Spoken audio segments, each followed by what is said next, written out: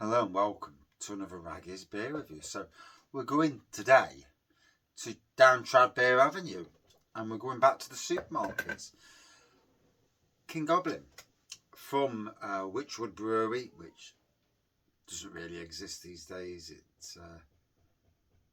It's basically Marston's, Carlsberg Marston's, and they royally don't give a monkeys about the brands that they bought and took over. Wychwood Brewery has now been closed as far as I know. So yeah, it's just a fake name now. I really hate when breweries are bought by these big breweries and they're ruined. But saying that, we're here to drink a beer, you know. A lot of people don't care about that sort of thing. I get that, but a lot of people do as well. So, you know, it is what it is. So King Goblin is described as an imperial ruby beer. So like it's a stronger version of Hobgoblin in some ways. 6.6%, although Hobgoblin is not the beer it used to be. It is now, you know. I mean, back in the day it was a cracking brew. Now, 10, 12 years later, well, yeah. The King of Legends, deep ruby in colour with aromas of treacle toffee and dried fruits, brewed with a blend of the finest crystal and chocolate malts, and the addition of sovereign hops, packed full of sweet caramel coffee and earthy roasted malt flavours for a warming seal of approval. And there it is, hashtag Hobgoblin beer. And do you know, the brewers of the original Hobgoblin must be absolute. I mean, unless they were paid off very, very well, must be absolutely distraught with the way that brand and Wychwood brand has been destroyed. I've no time for Carlsberg Marston's for what they've done. I mean, I know Marston's had a lot of debt, some ridiculous debt. So Carlsberg have come in and probably helped clear the debt. But, you know, there is a place for beer in the UK. There's a lot more for place for beer than there's blooming lager. And, but that is what it is. So, Paul's, you look at that and you look like a dark amber, Paul. You know, it says ruby, but I swear that's a lighter colour than it used to be. Finger of White, it's the same ABV.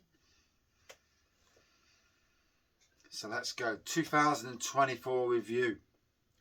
With all beers, and especially supermarket beers, and the bigger branded supermarket beers, it's well worth going back and seeing what they taste like, because breweries are dropping ABVs, they're brewing beers cheaper. I get why sometimes, but when you ruin a brand by doing that, then is that beer the same beer anymore? No, not really.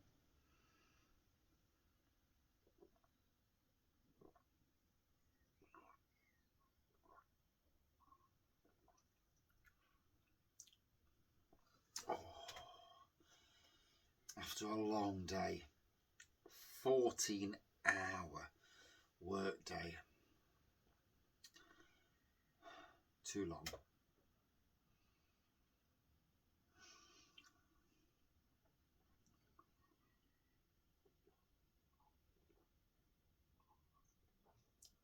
It's drank at room temperature.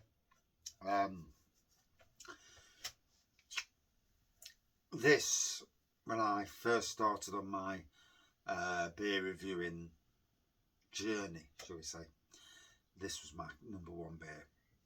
You know, I only really drank supermarket beers at that time. I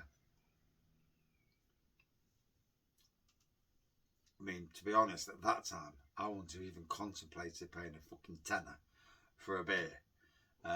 You know, a tenner for a bottle of beer. Like, what the hell? I have paid more than a tenner, you know, in the grand scheme of things. I paid 40 quid for a bottle of beer once. Yeah, but it was 75%. the world's strongest. In fact, the two world's strongest beers were both about 40 quid. One was 68%, one was 75%.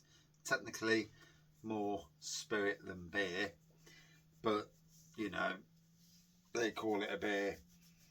Baggy's Beer Reviews drank it, and I think I'm one of the only beer reviewers to drink both of them two beers. Is what it is on that side of things. But anyway, yeah, King Goblin. I can remember when it came into Sainsbury's when it was launched. Around about 2013, 14, somewhere along them lines. Might have been earlier. But I certainly can remember when it came in, and it was like, ooh, King Goblin. And like it was like all of us who worked on the booze department were like, whoa, we're having that. And it did. It, you know, it absolutely walloped you back in the day. 6.6%. It was like, Jesus Christ, that is strong. And I can remember drinking Champion Ale, and I hated it at first. Way too strong at 7.3%. And it's really weird how your drinking styles over the years, 6.6%, 7.3 are really quite nothing these days compared to some of the beers out there that are, you know, you drink. Oh,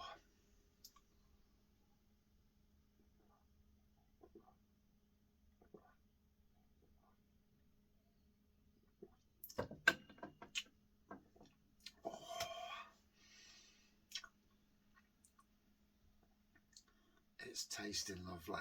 Gotta be honest, it's certainly hitting the spot. Albeit on somebody who's just on a 14-hour shift, who's really tired. It's been a bit of a stressful end to the day. The last 3 hours were not fun by any way, shape or means. But hey ho, I'm on the flip side, as it were. I'll go to work tomorrow morning, pick the stuff that I need, and then travel over to Newark where the van is in my car because the van's broke down.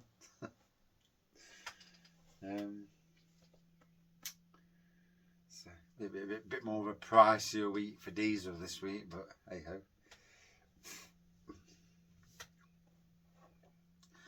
Although I've already got my loo time for the weekend, so I'm all good on the loo time side of things.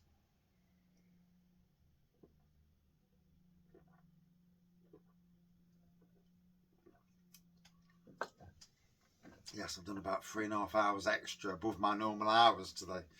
So yeah, all good fun.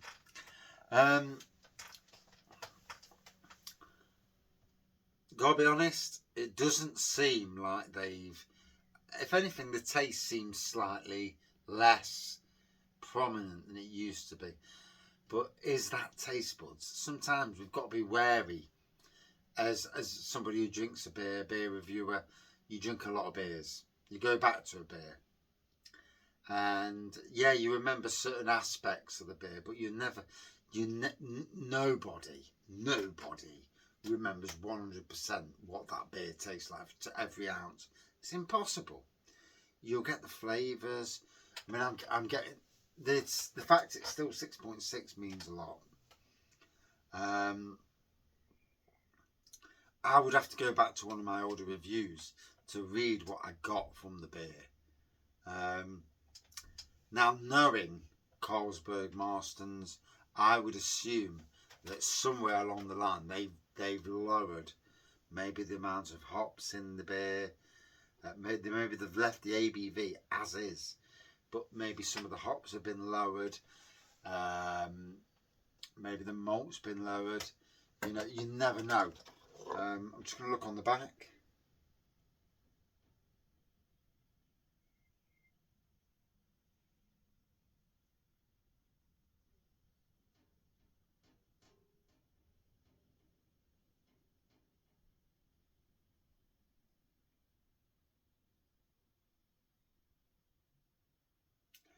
Yeah, and all it says is contains barley, which in some ways is quite naughty because there are more ingredients. as it is, it's walloping me, funnily enough.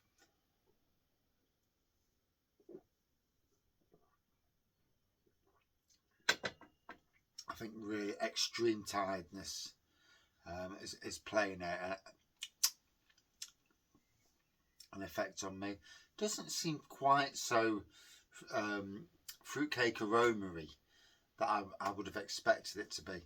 But again, is that the fact that I haven't drank it for so long that I just need to get back into, you know, rediscovering that beer. You drink a beer all the time, the minute it changes, you know. It tastes decent still. That's all I can say.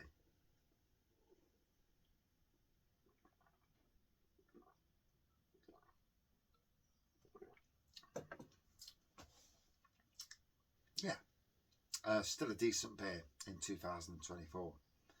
Let's hope that continues. You know, there's far too much of this playing about with beers. Gotta have to watch my words then. Maybe said something naughty, but you know what I mean. There's far too much of it, but that's still tasting good. Thank you for watching. See you soon.